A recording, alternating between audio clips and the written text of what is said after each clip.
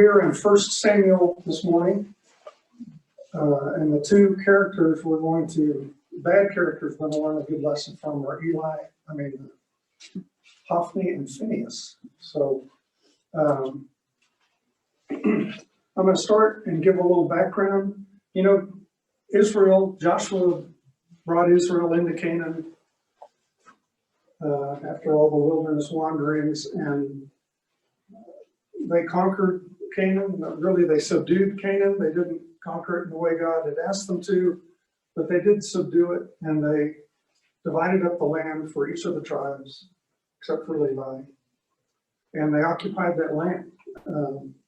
And from the death of Joshua, for a period of about 336 years, Israel really didn't have a sole leader, a king. They didn't have a Joshua. They had judges. And the judges were predominantly regional in nature and temporary. Sometimes some longer than others. May have just been for an event, or it may have been a period of years.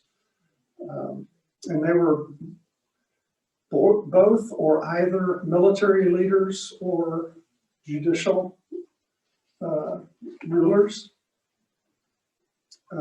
And the word judge is probably a hard term for us. Probably deliverer is a more accurate term for those people.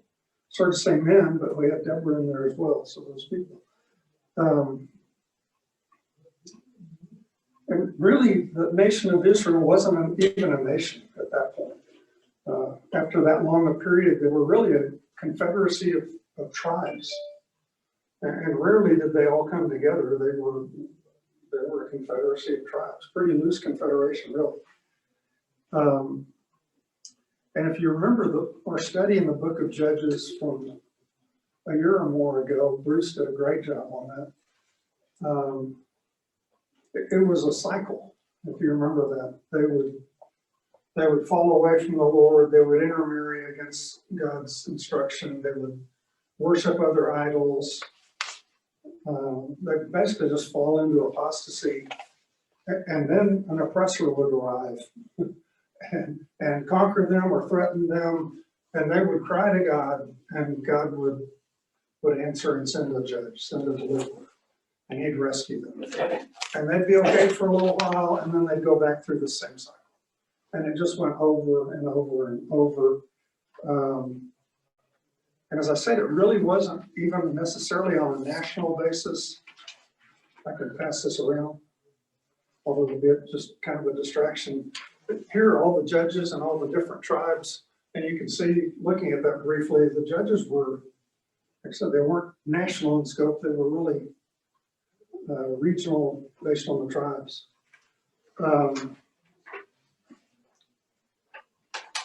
And so that's where we enter this story. And at the end of Judges 21:25 reads, "In those days there was no king in Israel. Everyone did what was right in his own eyes." And if you also remember our study in Judges, that was a recurring theme, that everyone did what was right in their own eyes. Israel was a mess. It was a mess. It was a very loose confederacy of tribes, as I mentioned, and they were largely apostate from God.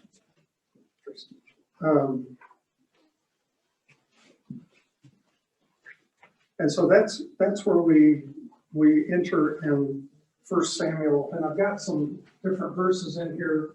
Let's turn to 1 Samuel 1 through 4.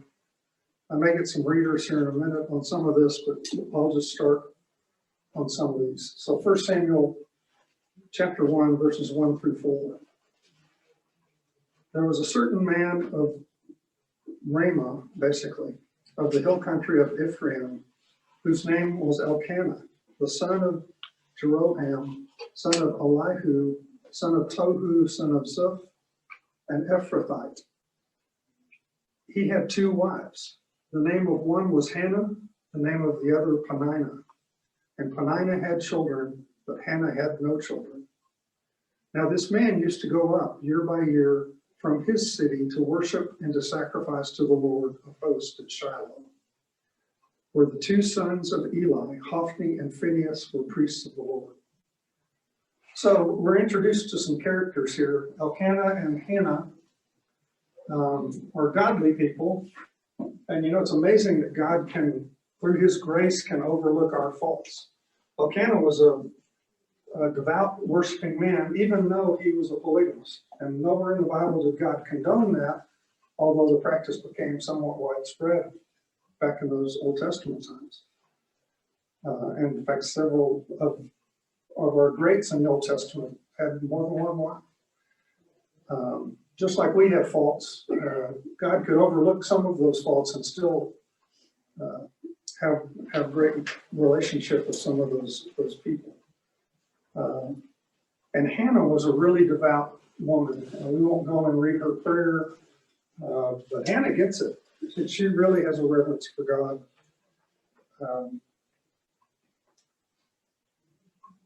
And she worships and prays that God will answer her cry and provide a son for her. And Peninnah, the other wife, had children, and she kind of ragged on Hannah, and it was very troubling to him. And Hannah and Elkanah really loved each other. She was his favorite. You could tell he gave her double portions, and again, we won't read all of that because it's somewhat a distraction, but it's important to know about. And so she goes to Eli. He pronounces a blessing on her at Shiloh, and she ends up having Samuel. And she lends Samuel to the Lord. That's what she commits to God, that she will commit her son if she has given a son to God. And so chapter 2 of 1 Samuel, verse 11, we see that she's leaving Samuel at Shiloh with Eli. In Joshua 18:1, which is way before this passage, it reads, Then the whole congregation of the people of Israel assembled at Shiloh and set up the tent of meeting there. The land lay subdued before them. So early on, after they had subdued Canaan, they set up the tabernacle and the ark in Shiloh. And it remained there through the whole period of the Judges. And it's there now. That's why Eli is at Shiloh. And really, Samuel, even though it says they're from Ramah, Samuel really rose up in Shiloh.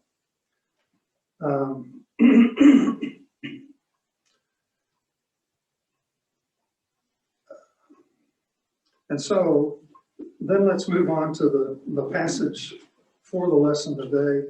Daryl, would you mind reading 1 Samuel 2, verses 12 through 17?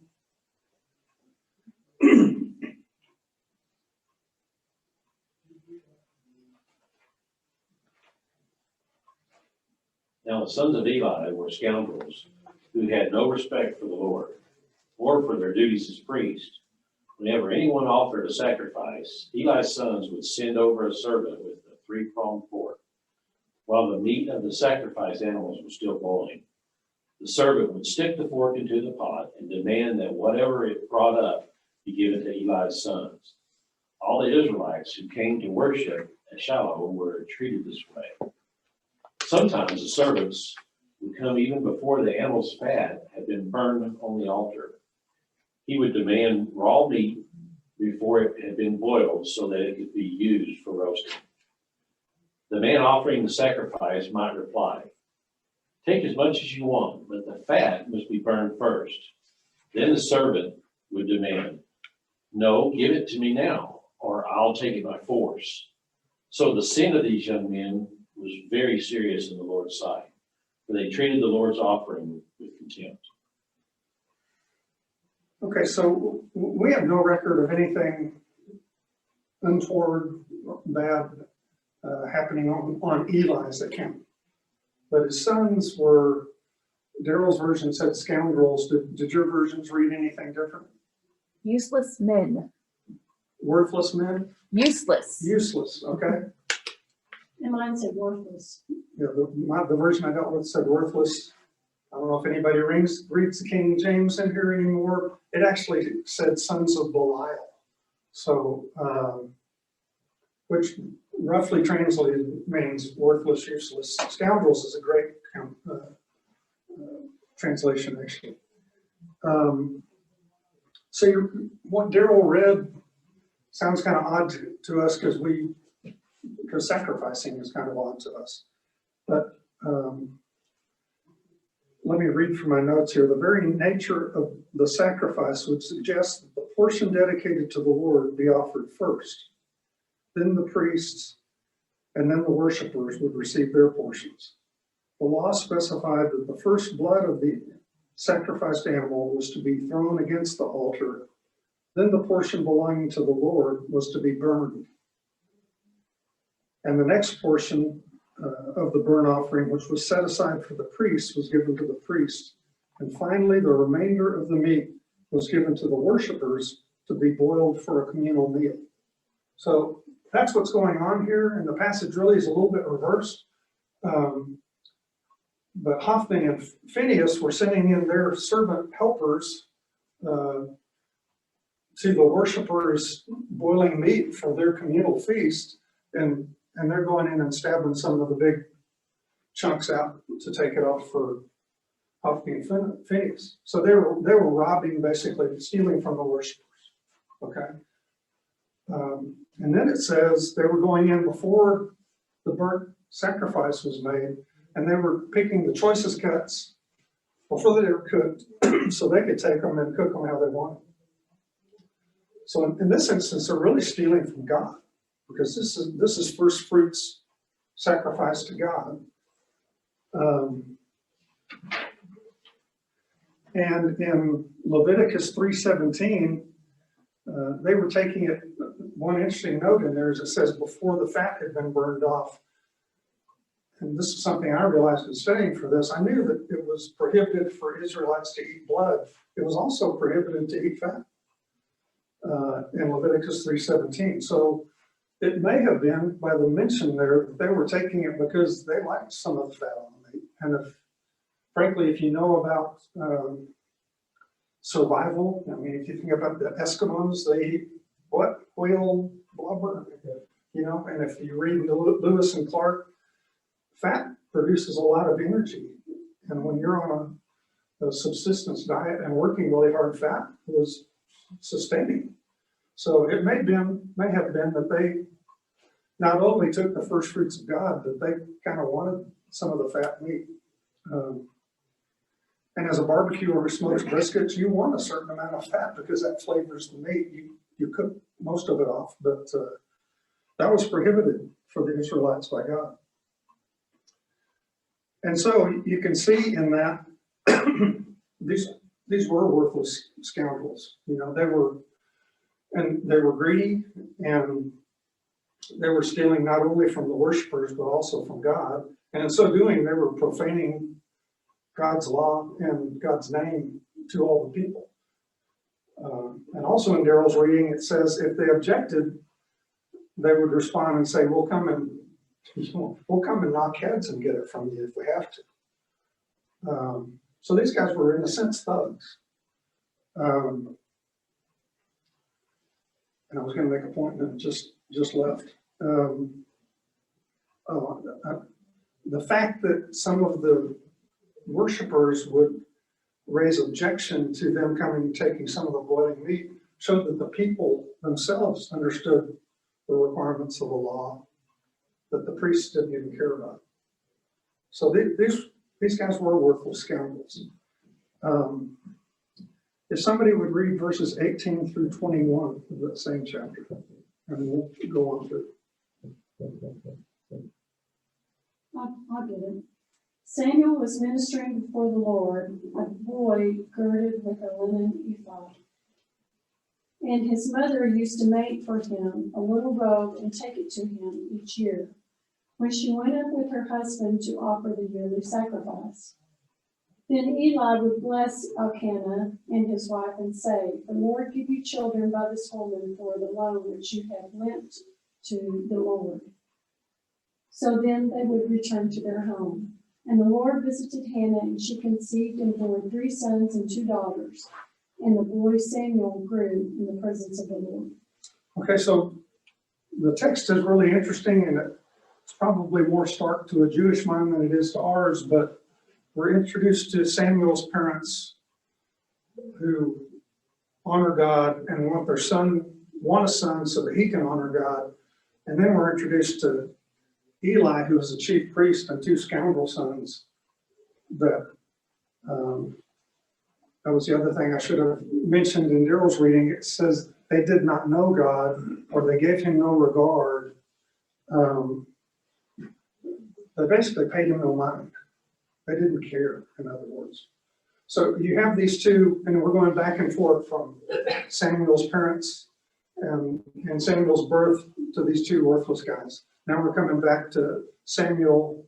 He's been left with Eli at Shiloh to be devoted to God.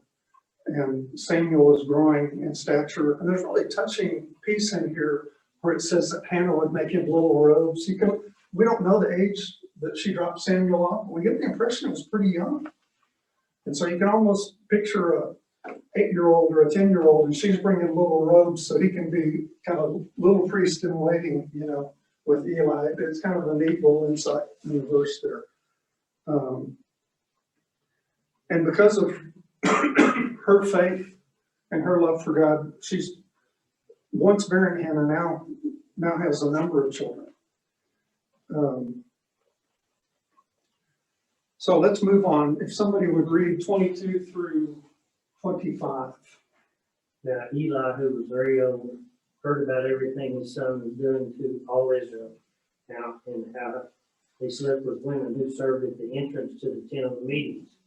So he said to them, "Why do you do such things? I hear from all the people about those wicked deeds of yours. No, my sons, it is not good report that I hear spreading among the Lord's people. If a man sins against another man, God may mediate for him. But if a man sins against the Lord, who will intercede for him? His sons, however, did not listen to their father rebuke, for it was the Lord's will to put them to death."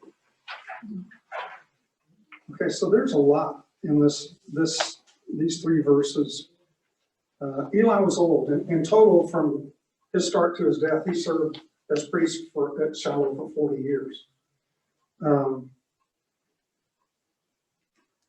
And you can kind of picture this, that people probably said things to Hophni and Phineas, and they kind of blew them off. So what's the logical next thing that happens? Kind of reminds me of Little League. You talk to the kid, and he doesn't behave, so you go to the mom and the dad, and you say, your kid. And that's what's happening here. Is they're going to Eli, and Eli finally has his fill of it, and goes and talks to Hophni and Phineas, and he gets the same treatment. But go away, old man. Leave us alone. And more than just stealing from the worshipers and from God, now they're displaying all sorts of lustful and corrupt behavior with the ladies who come to serve at the tabernacle. So it's just a despicable situation here, and these are really crude and corrupt sons. And again, we just talked about Samuel, pure little Samuel that's growing up in the Lord, and we've got Hophni and Phineas here. And Eli, again, appears to be a fairly wise man. Now, it says in here that he doesn't admonish his sons. So we get the sense that Eli maybe gave his boys too much slack. And by now it's almost too late to recover. And at the end of the section that we just read, Eli is telling them, if you sin against men, you can deal with it, but if you sin against God, it's serious, and you better pay attention.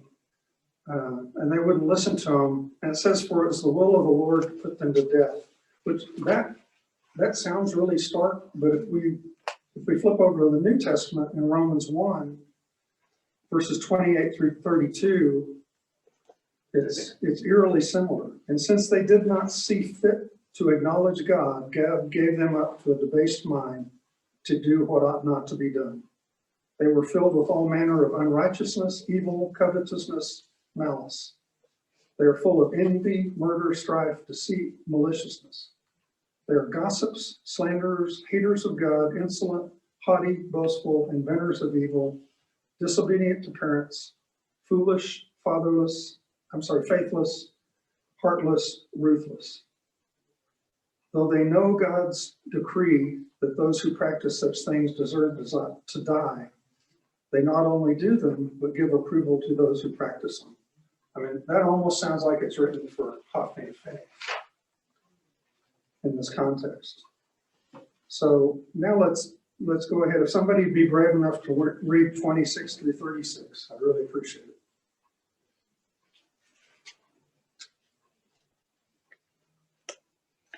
Now the boy Samuel was continuing to grow and be in favor both with the Lord and with people.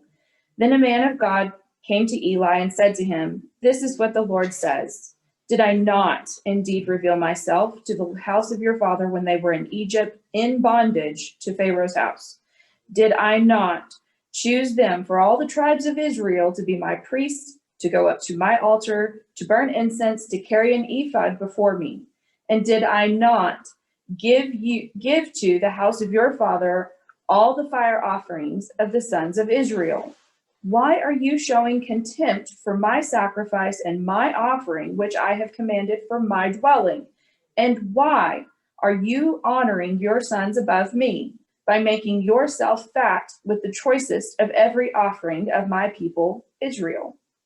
Therefore the Lord God of Israel declares, I did indeed say that your house and the house of your father was to walk before me forever. But now the Lord declares, far be it from me. For those who honor me, I will honor. For those who despise me will be insignificant.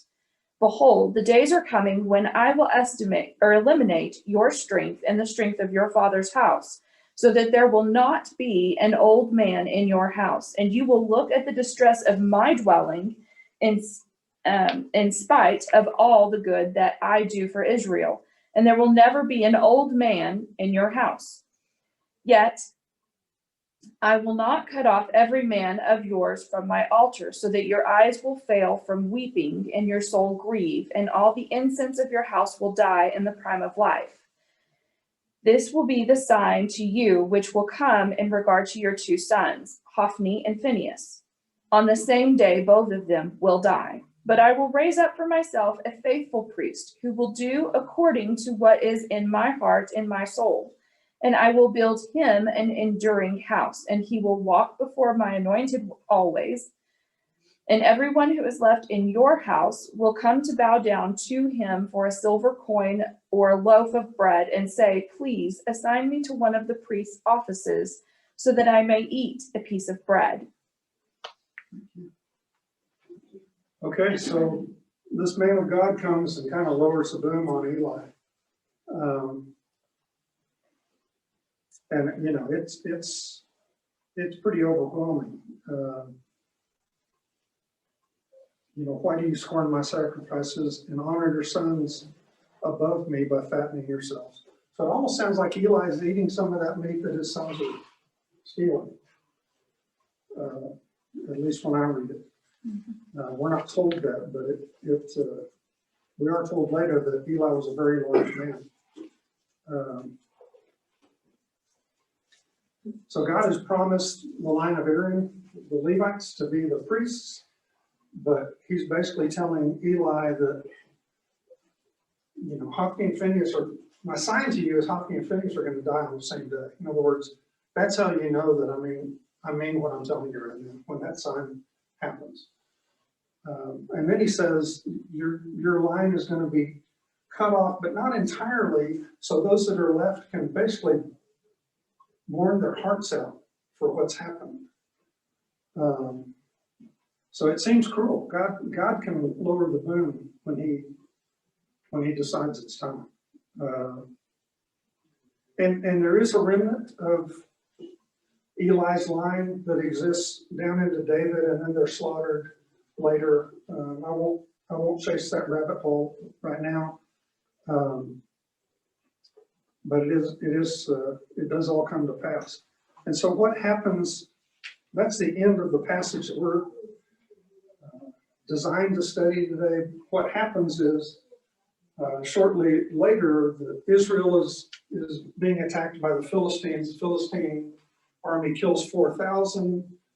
Israel, the leaders of that army get together and they say, I know, let's bring the ark from Shiloh. So they bring the ark down, and these are not men of faith. You know, this is that cycle of judges that I mentioned earlier. They're viewing the ark as the magic talisman that they can bring down, and it'll confer on them godly power. It's the lucky charm, and it's the genie. And God shows them that's not the type of God he is. And so they go back to battle. 30,000 Israelites are killed. Hophni and Phineas are killed. And they're basically routed. And the Philistines take the ark. And so a Benjamite, runs back to Shiloh. Eli asked for the news. He knew what was coming. He just didn't know how and when. And you know, the runner tells Eli, Israel's been defeated, your sons are both dead, and they took the ark. And when Eli heard that they'd taken the ark, he fell over. He was a large man, he broke his neck and died. And so, you know, that was kind of the end of his line at that time. And it goes on, one of the daughters that was married to Hophni and Phineas went into labor, had a baby, but she died. So there was a small lineage that existed, but basically Eli's, the prophecy about Eli's line was coming true.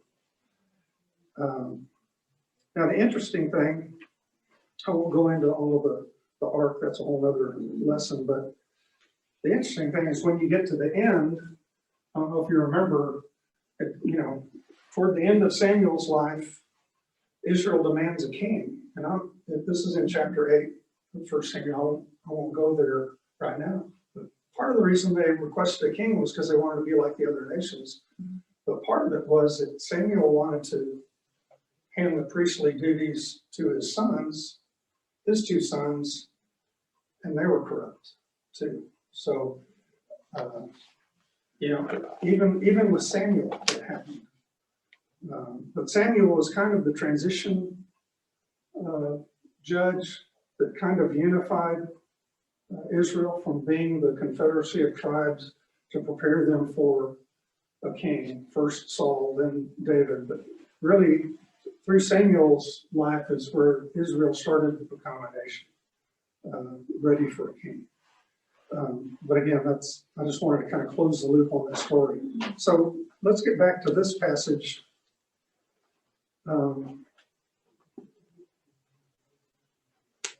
What do you think, I know we've said some of it, what do you think about Hophni and Phineas? Tell me what your thoughts are about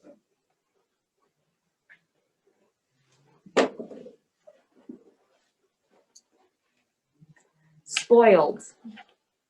That's a great description. I'm glad I didn't have to deal with them.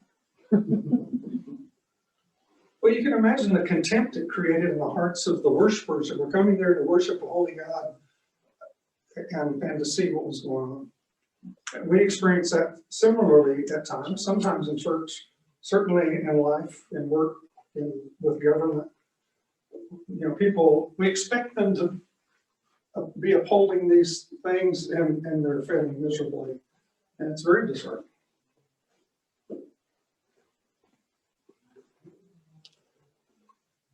But what's interesting is, bottom line, God's in control. He seems slow to act at times, but he does act. Okay, so this is kind of a weird little passage, and we've learned all about sacrifices and who these guys were. What do we learn from this? What are takeaways from this passage about Hophni and Phineas?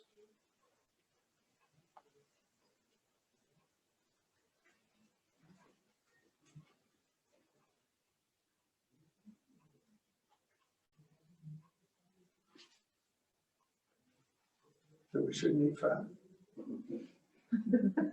Yes. There are everlasting consequences. His family suffered. There are consequences to how we behave. And it's long lasting. It's not one and done. That's right. I mean, it had significant impact on the priestly line and certainly on Eli's lineage. And no matter what type of family you come from, you have the right, or God gives you the choice. You make that choice. Your family cannot make that choice for you, and they chose the bad road. That's right. I mean, we see that. And you get the feeling that Hophni and Phineas were spoiled. They were treated with deference and, just kind of blown off until it was too late. And we see that with people today. We see that with others' children,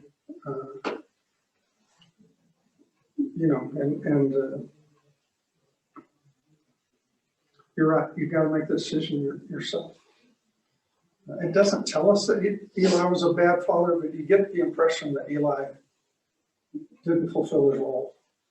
So, I read in here that we have responsibility as parents, and it's tough. And it doesn't mean, even if we try our hardest, it doesn't mean because people make their own choices, it doesn't mean that it always turns out right. But we've still got a responsibility to try and raise them in the admonition of the Lord, and even admonish them after, if we see they're kind of getting off the path. And that's hard. It's hard. Well, and it says in verse 12 of 1 Samuel 2 that they had no regard for the Lord. So that is taught by the parents to have respect for the Lord. Yeah, they had no regard. The word that's used there is they did not know. The translation is really they didn't have any regard, didn't have any time for him, basically. Paid him no heed. But the word there is actually no. And it's the same root as Elkanah knew Hannah. It's a very intimate knowing, and they didn't have that. They didn't have that at all. Does that say Eli didn't train his sons properly? It appears. Well, it makes me think of Romans 12, where it says, I appeal to you, therefore, brethren, by the mercies of God, to present your bodies as a living sacrifice, holy and acceptable to God, which is your spiritual worship. Do not be conformed to this world, but be transformed by the renewal of your mind, that you may prove what is the will of God, what is good and acceptable and perfect. I mean, exactly. And that's the irony here, that we get lost on because sacrifice we kind of just eyes roll back in our heads with sacrifice. But here were two men their hands were getting bloody. They knew that these sacrifices, we were slaughtering animals to honor God and to offset our sinfulness, and they were involved in that, but they were just going through the motions. It was just their day job. In fact, they were using it to profit. And so, we see people with positions that are just going through the motions, don't we, at times? In spite of what their position might demand or connotate to us, they're just going through the motions. And they bring a reproach on God and His law.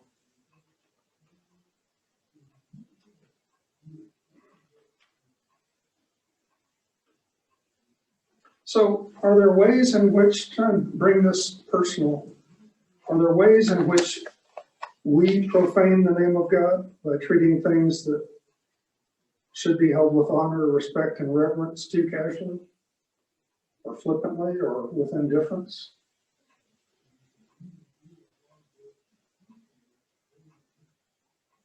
I don't necessarily need an answer here, but I want you to think in your own life. Are there ways that we probably need to show more respect, more reverence toward God? It could be on a daily basis. It could be here in the assembly with other believers.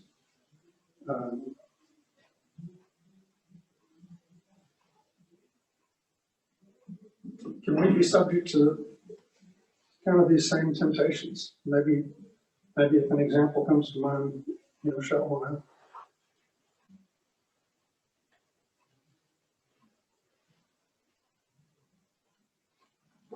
Well, you see it in the religious world quite often.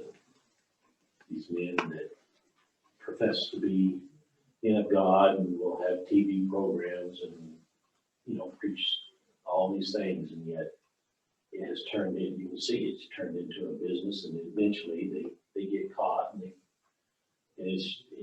somehow, and it probably started out with good intentions. I'm guessing same thing with these two. They probably started out with good intentions, but somehow greed took over, and the flesh took over, and they lost sight.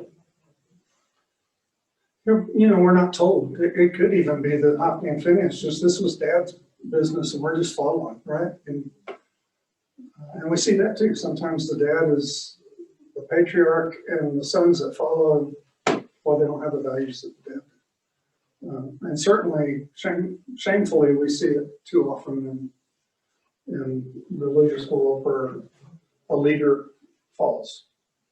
And we learn he was off track for a long time, and we never.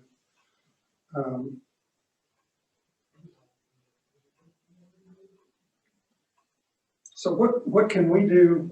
How do you avoid this temptation? How do we know God? How do we draw nigh to God to prevent ourselves from maybe not falling into the exact trap that Hophni and Phineas, but in a spiritual sense, falling where we don't pay the regard to God that we should in the way that we behave? How do we overcome that? Well, it's just so important to be in the Word, because that's how we draw close to Him.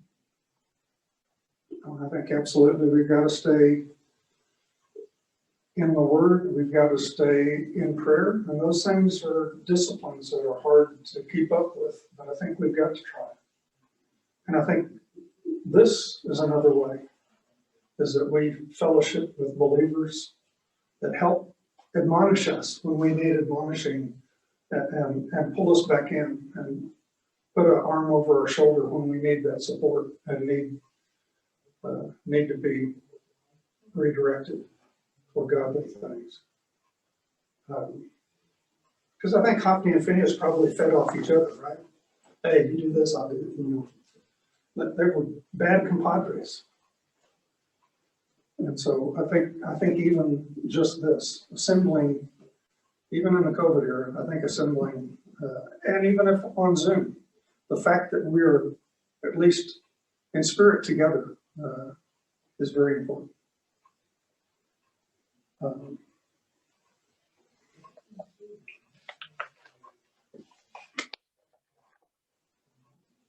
Questions, comments? Anybody else have any comment on this passage? It's a little bit unique, and it's pretty. It's really pretty short, and it's pretty easy to understand. But I think I really challenge you to think about your own life privately and how, maybe I should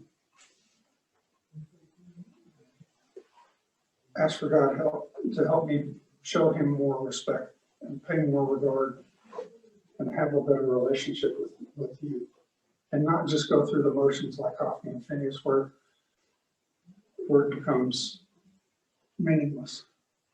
And I know classic example was we go into church and our minds wander. We're not even there sometimes.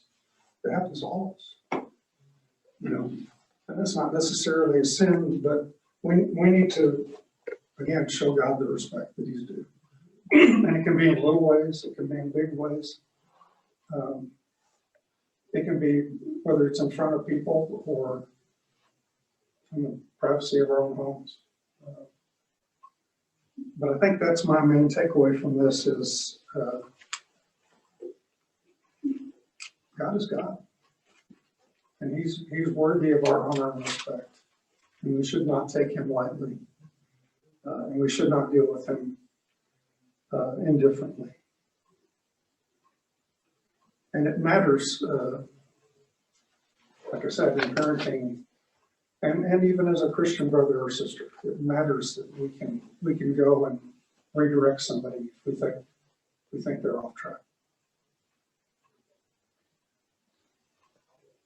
Anybody else? Comments? I feel like I've talked most of the time. Like I said, this is a little bit of a unique passage. It's pretty direct, I think. But I wanted to paint some background in it so we have a little better understanding. These were two cruddy guys. There's not a doubt about it. Rick, there's a passage that I have, it means a lot to me because I see if we could somehow keep this mindset and ask God to do these things, it will help you keep from one of these two young men. Proverbs 30, and the writer says, "Oh God, I beg two favors from you. Let me have them before I die. First, help me never to tell a lie. And second, give me neither poverty nor riches. Give me just enough to satisfy my needs. For if I go rich, I may deny you and say, 'Who is the Lord?' If I am poor, I may steal and thus insult God's holy name." You know, what a great insight. Because more than likely, that's what got them, is that greed, wanting more. If you can have that prayer, God, you can just stay right in the middle. I pray that quite a bit. It helps you keep balance. That's great. And in fact, it was cited in some of the materials I looked at, that very verse about Hophni and Phineas. Thank you. That's certainly worthwhile. Anybody else? Well, though there are a few of us, I'm glad you guys were here. Hope you could take something away from Hophni and Phineas today. I'm going to let us out a little early, I think. But I don't see any need to keep you longer unnecessarily. So I hope you have a good week this week. And we'll get to, maybe for the first time in a long time, we'll celebrate a new year coming. Exciting. So, thank you guys. Thank you.